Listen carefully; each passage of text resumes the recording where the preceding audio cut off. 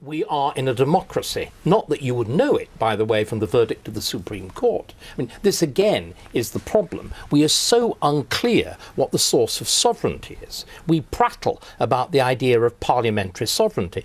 You'll love this, Andrew. Do you know who invents parliamentary sovereignty? Michael probably will. Henry VIII.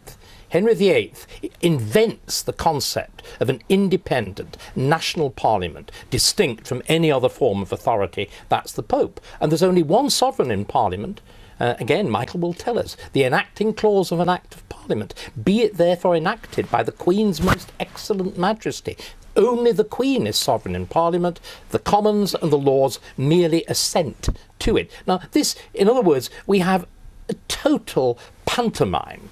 I'm sorry, our constitution has become a pantomime. It's a Gilbert and Sullivan pantomime that doesn't recognise democracy, doesn't look at the role of a sovereign people, is totally incompatible with a functioning 20th century democracy.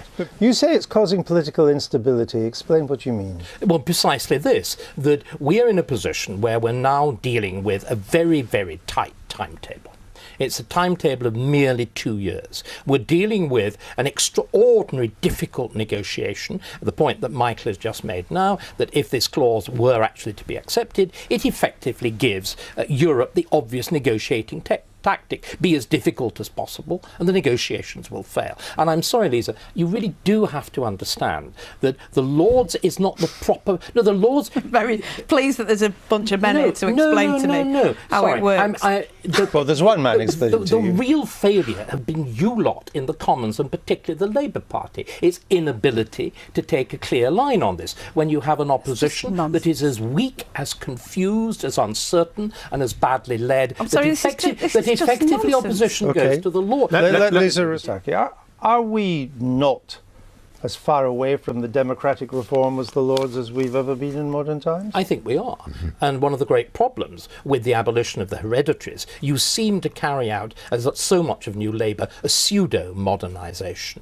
And this is, I think, is profoundly dangerous. I think we have a generally unstable constitution.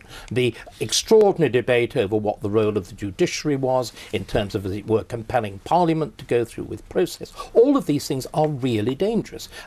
We are played out with this, as I said, this Gilbert and Sullivan pantomime of an unwritten constitution. And I would hope that this enormous political crisis, because that's what it is, it's the biggest change in politics for well over 50 years, would force us to look again. We've put it off, and we've put it off, and we put it off too long, and we need to do something and then have the courage.